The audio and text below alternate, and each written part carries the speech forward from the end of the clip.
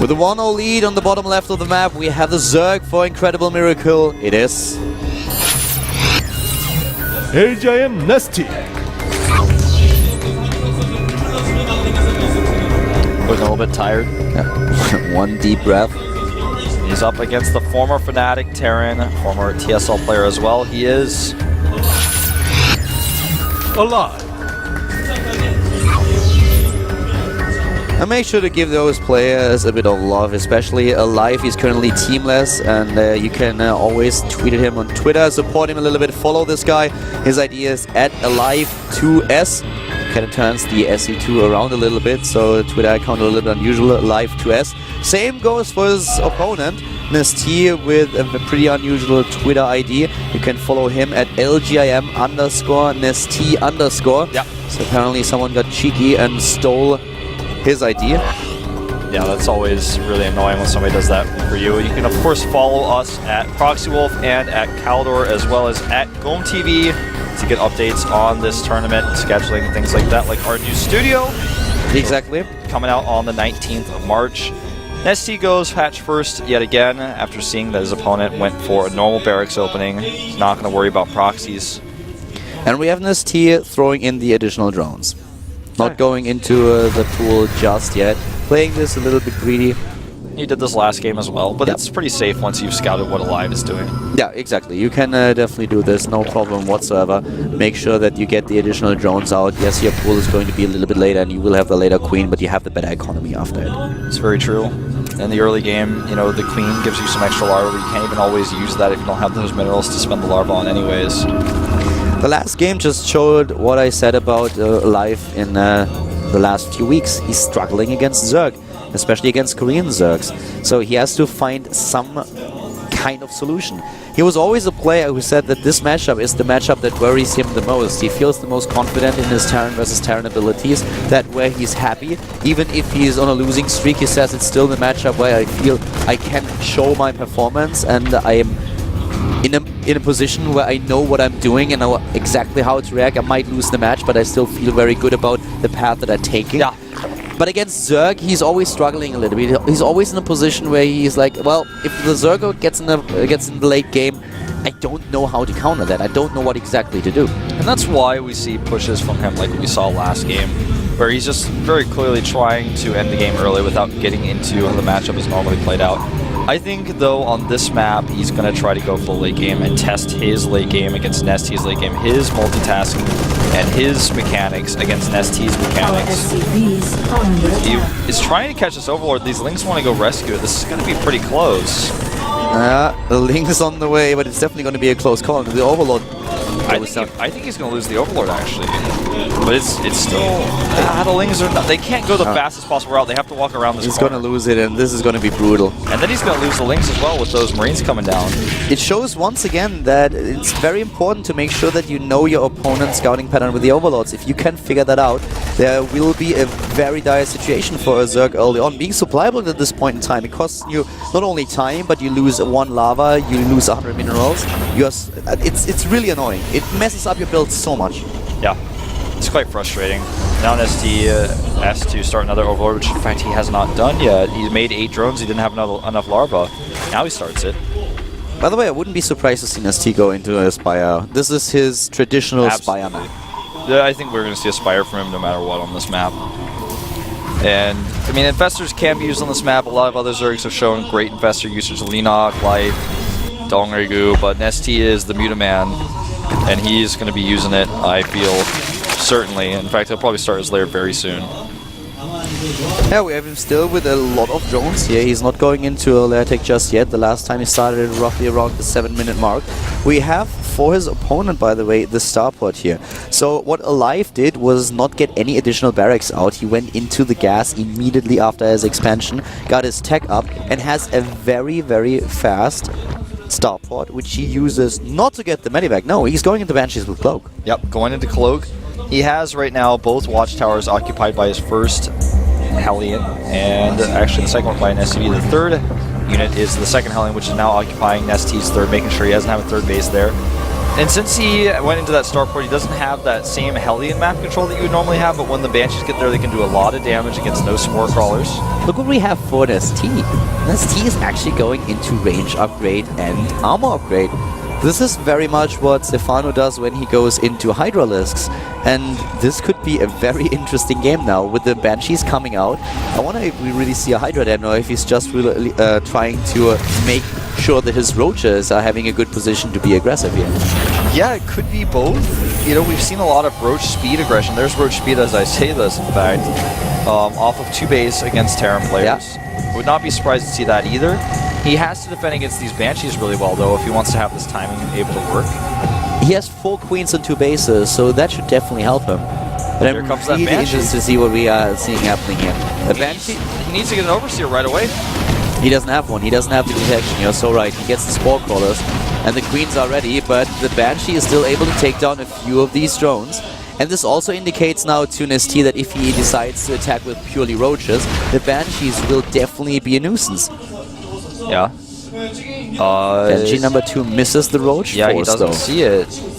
He's gonna see it now. In fact, he sees it. I'm pretty sure he sees it now with this Banshee. I'm gonna check. He moved back already. He knows he has the Watchtower. Yeah, he has the Naga Watchtower. Of course, yeah, That's with the why he Watchtower moved back. sees it, but he doesn't have a lot to defend. He's gonna have to rely on these Banshees. And NesTea cannot afford to hesitate like this if he really wants to make this push work.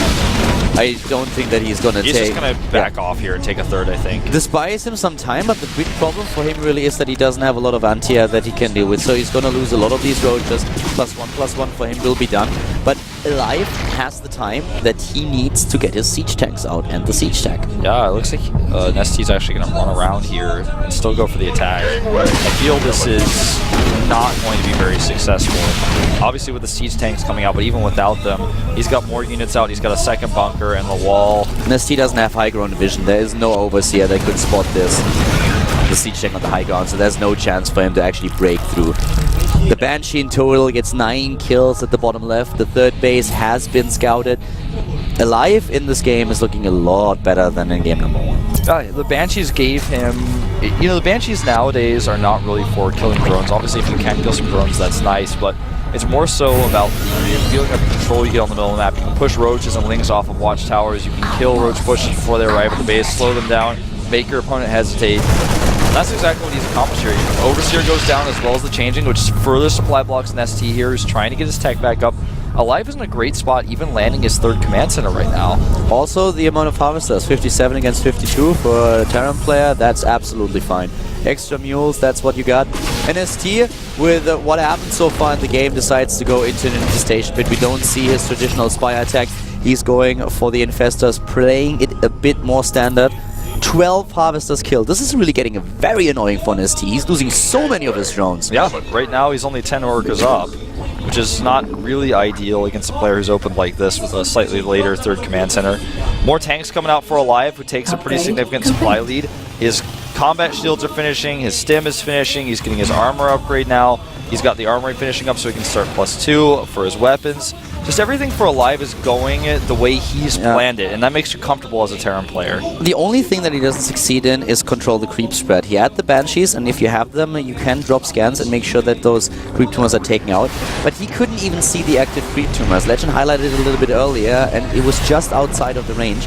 So the creep is something that he just can't control. And this is very annoying if you are a Terran player. If you have to deal with a good creep spread, and it's so difficult to engage, your push is just slowed down by a lot.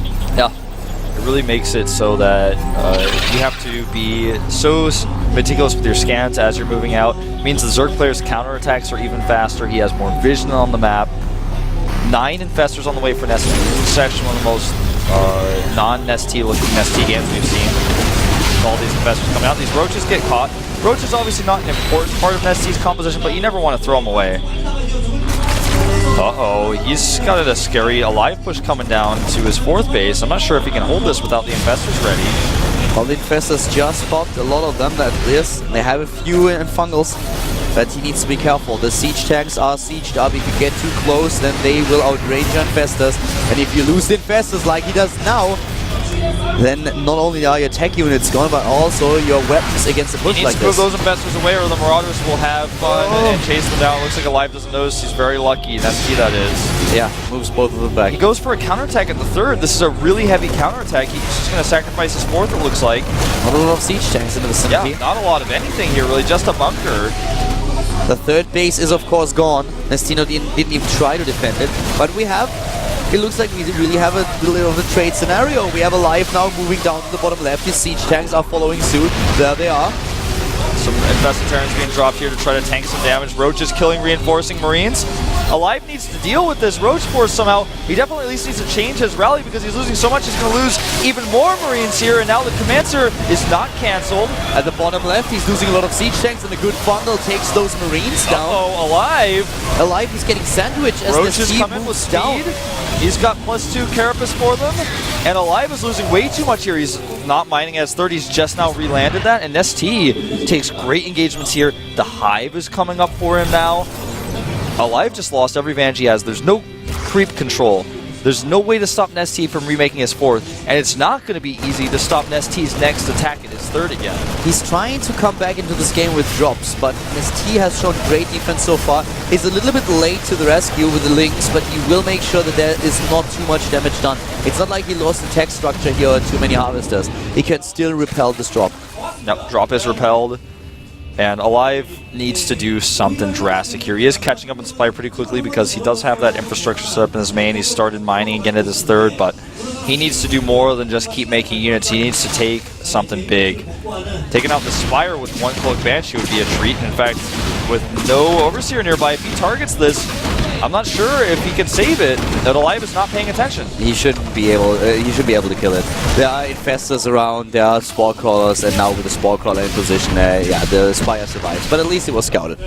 Yeah, he's killing a lot with his Banshee still, despite all those things you're talking about. NesTea not quickly making the Overseer, not sending any infestors over. The Banshee is just not being controlled well. Let's be honest. Now going for gas drones. He's finally starting to kill a few of them, but he's more focused on this fourth.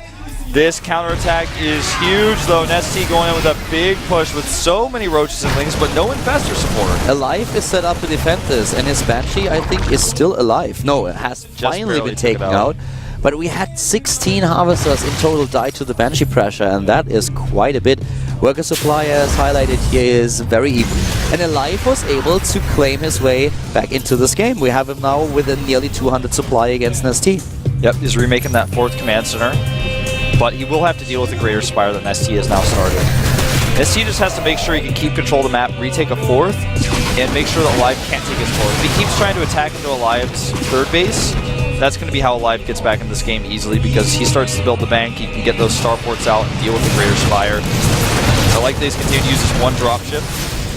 NesTea he needs to clean this up. It's so difficult to do so without mutas. Yeah, Mutalisk helped a lot. Infestors could help out though, and that's one of the units that he just doesn't have close by. The Greater Spire is halfway done, and this is the composition that Alive really hates. Going up against Brood Lords is very difficult, and he's trying to prepare for it. Going into the double starport is already setting the theme for the next few minutes, but these drops are really helping Alive a lot. Yeah, drop gets cleaned up here at the bottom. Finally, that infestor you were talking about takes it out. Another drop over here at the fourth base. NesTea is double expanding, but Alive is ready at both fronts. Has one at the bottom right, one at the top left as well. And this is really difficult for NesTea to defend. He sends all of his units, his entire army. He sends 34 roaches to defend that drop, but he doesn't deal with the drop on the left side. Yeah, the left side forced a cancel on the hatch, and this means that NesTea is still struggling to establish a fourth base. Alive is getting the fourth on his own, trying to set up a planetary fortress. Again, the drop, and here come all those structures for Alive. This is one of the things that we've seen done a long time ago for Zerg players, trying to get, especially Lucky did this in Leno, trying to get those spore crawlers and spine crawlers into position to make sure that drop play is not an issue anymore. Yeah, exactly. Hatchery will fall here at the bottom right. There's a counterattack for NesTea, who's never really been able to secure a fourth base. Alive now has his fourth up, so NesTea really needs to do some damage to this counterattack. He decides not to stick around. He wants to save his third, which is much more important. This is a massive force for NesTea and Alive. The Banelings are trying to move in. The siege tanks were a little bit late with the siege up, and NesTea is losing a lot here, but Alive also took a lot of losses. The problem really is that this Bioforce is untouched on the high ground and takes down the third. And NesTea basically sent all of his slow banelings to fight Marauders and Siege Tanks instead of fighting the Marine Force. And so the Marine Force kills the hatchery. The Marauder Force trades good against the banelings. Can Alive save his third base? I think he did. Where's the repair? There it is. The SCV is there. The Planetary Fortress is upgraded. And now suddenly this game bounces back into Alive's court. He's the one who is dominating it now. He also taking has its the supply Vikings. lead. Has not only the third base ready at the right side, but a potential third or fourth base set up with his flying command center. And the drop's still in position. Yeah, he's got the Vikings ready for the Broodlords as well. More Corruptors coming out though. The big thing about the drops is that even if they don't do damage, if they are still there and you don't take them down, then there's always this thought in the back of your head that you have to leave units behind, because if not, you're vulnerable against another drop attempt. Yep. He sees this drop immediately this time with the Queens, and we'll take it out. With Transfuse, you should not lose anything here. Transfuse, takes these out, sends all of his roaches over. NesTea is just being patient. He has enough Broodlords out to where Alive can't. Wow. Those roaches look pretty silly behind the Queens. Yeah. Alive has a situation right now where he has control over NesTea's bases with his drops, but NesTea is never going to die to a big push from Alive right now, so he can remake his hatcheries. He's remade the one to the top left. He's remade his third. He will need to remake the fourth base eventually as well. But he has a very strong army that's difficult for Alive to attack into. And Alive needs to just sit back, build a bank, and start clearing up creep. That's exactly what he's going to do here. Alive actually is in a position where he can just attack right now. Look at the amount of Vikings that he has. He can take this down Especially easy. if he catches these Corruptors like this. Wolfblade's on a single infester. This is easy for Alive. He has nothing to be afraid of. He can just move in and take this down with an A move and hit the P button. Yep. NesTea, I feel, moving too far forward on the map, losing all of his Corruptors, and then even without him, GG. No investors, like you said. He can't lock the Marines down. There's a drop in the main. NesTea spread too thin, and Alive, he played for the late game. He tested NesTea's late game on Cloud Kingdom, and now on a third map, Whirlwind, he's probably just going to do it again. This was just the late game much better going for Alive. The fourth base was ready. This exchange that they had went so much better for him. He could lift his third base, then repaired it. NesTea lost his own, lost a lot of his army, was never able to get the infestors back into play. And Alive, he prepared early with double extra starports, had 3 in total, built the Viking numbers, and then he could just A-move into the army of the Zerg. First of all, NesTea didn't have the numbers, and second of all, Alive had the much better composition. Yeah. His composition was much better. NesTea lost too much overall throughout the game. You know, he just could not keep up with the harassment. It was like every time Alive sent one drop to any base, NesTea just 1-8 all of his units, literally all of them to wherever that was, and then the second drop was the problem, because the second drop was undefended. He killed too many drones, killed the Queens, maybe killed a hatchery. NesTea could not keep up with Alive's speed. And this is now a tie situation. The final map is Whirlwind. One player will move on to the final round of Code. The other finds themselves back in up and downs.